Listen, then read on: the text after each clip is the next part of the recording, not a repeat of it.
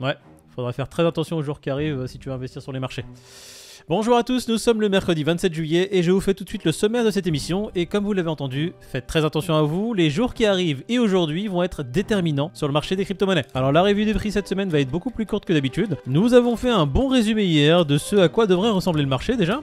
Hop là, la vidéo est là si vous voulez regarder ça. Alors comme vous l'avez entendu en début de vidéo, les marchés risquent d'être assez funky. On plongera directement dans les détails pour comprendre pourquoi. On parlera ensuite des obstacles auxquels fait face Binance. Faut savoir que notre très cher CZ est en train d'intenter un procès contre Bloomberg et se trouve confronté à de très gros problèmes en Philippines. On va essayer de vous condenser ça pour que ça ne soit pas trop chiant. Et nous terminerons par le Japon, deuxième jour d'affilée qu'on parle de ce pays, qui est en train de créer une police assez spéciale. Et nous commençons directement, nous allons plonger dans le détail des prix d'aujourd'hui. On voit un Bitcoin à 21 299 $, un Ethereum à 1459 $.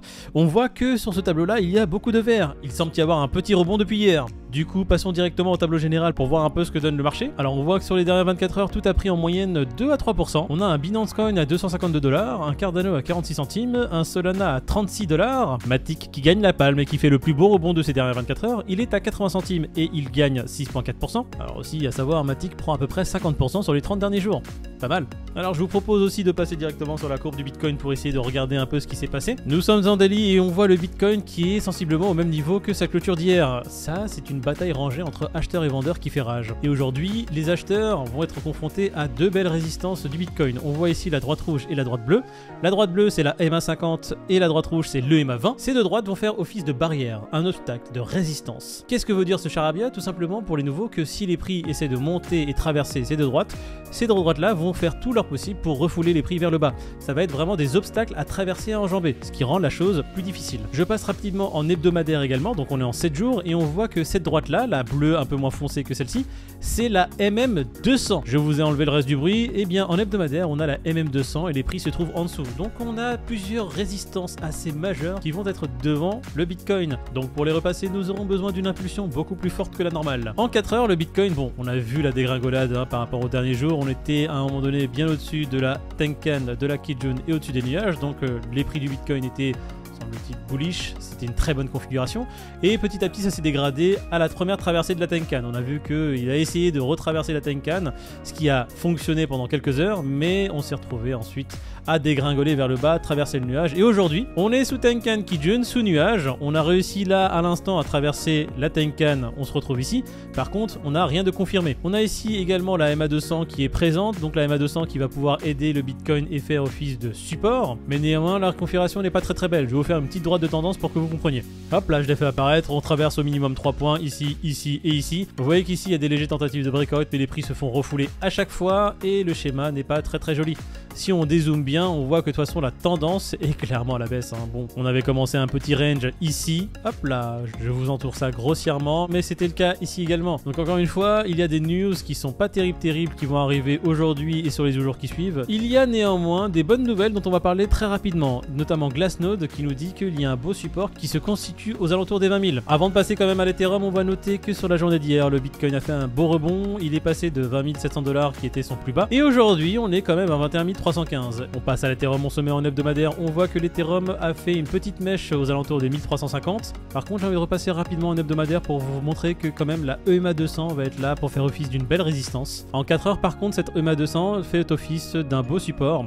Alors on a vu que c'était pas la EMA200 qui a permis le rebond des prix sur ces dernières heures. Après un beau zoom, on voit qu'elles ont tapé le bas du nuage et c'est le bas du nuage qui a fait office de support et a permis ce rebond des prix actuel. Pour le moment, on voit que les prix sont en plein milieu du nuage et lorsque les prix sont en plein milieu du nuage, c'est une période d'incertitude totale. On ne sait pas s'ils vont monter ou ils vont se retrouver beaucoup plus bas. On notera tout de même qu'il y a eu une traversée de la Tenkan sur les 5 dernières heures. Patientez encore quelques heures pour voir justement ce que ce schéma nous donne. Si on repasse au-dessus de la Kijun et on arrive à désintégrer ce haut du nuage pour se retrouver au-dessus, ça donnera un signe positif, ce qui m'étonnerait au vu des nouvelles qui nous attendent aujourd'hui, demain et après-demain.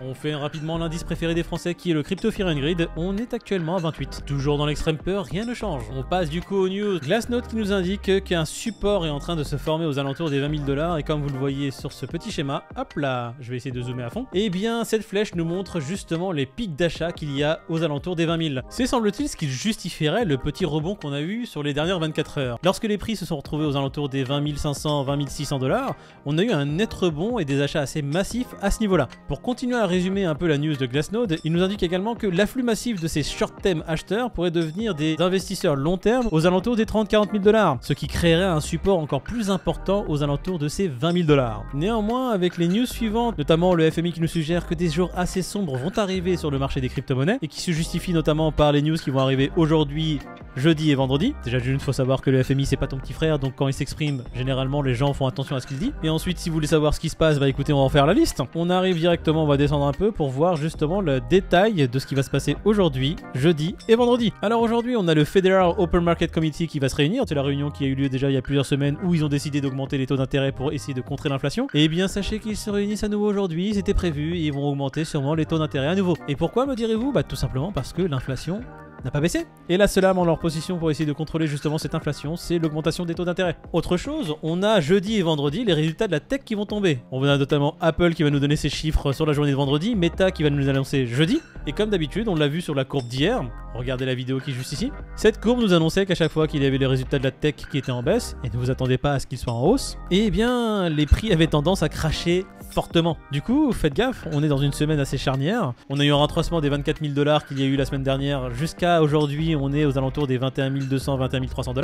Si suite à la confirmation des mauvais chiffres de la tech et de l'augmentation des taux d'intérêt, il y a un léger tremblement de terre, ne vous attendez pas à un Bitcoin qui va passer à 30 000. Du coup, le mood d'aujourd'hui sera le même qu'hier. Restez très prudent et faites attention à chaque centime que vous engagez sur les marchés. Est-ce qu'il y a des news intéressantes? Eh bien non, on n'a toujours pas de news positives à vous partager. On a CZ, le boss de Binance, qui est en train d'attaquer Bloomberg en diffamation parce que Bloomberg avait mis tout simplement des gros titres qui disaient que Binance était un Ponzi et CZ le boss du Ponzi Scheme. Évidemment, ce n'a pas plu à CZ, surtout que lors de l'invitation, on lui avait dit qu'on lui ferait un article cool et qu'il parlerait de Binance sous un prisme assez positif. Et c'est compréhensible que lorsque vous vous réveillez le lendemain et vous voyez Ponzi Scheme Binance et votre nom associé dans le même titre, ça peut être assez déroutant. Mais est-ce étonnant que des journaux traditionnels sont là pour cracher sur la crypto-monnaie et tout ce qui s'ensuit? Non!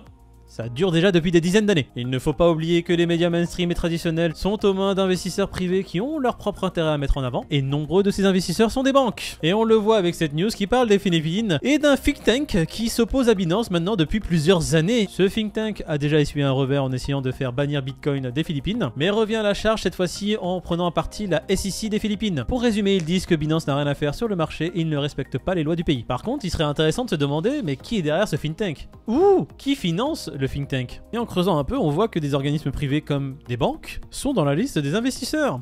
Très étrange. Du coup, on pourrait comprendre pourquoi ce think tank s'acharne autant sur Binance. Mais bon, même s'ils y parviennent, à mon avis, ils ne font que retarder l'échéance. On voit que l'adoption des crypto-monnaies monte de façon exponentielle et que les exchanges comme Binance seront sûrement mainstream dans les 5 à 10 années à venir. On terminera avec une news qui est beaucoup plus légère, qui parle du Japon qui lance sa police du Web3. Nous avions déjà commenté une news où le Japon avait mis en avant le besoin de légiférer sur certaines affaires qui étaient liées à la blockchain, notamment pour qu'ils puissent saisir des bitcoins auprès de malfaiteurs qui en avaient volé. Et aujourd'hui, ils vont encore plus loin et vont mettre en place une police qui sera là pour surveiller tout ce qui se passe dans le Web3.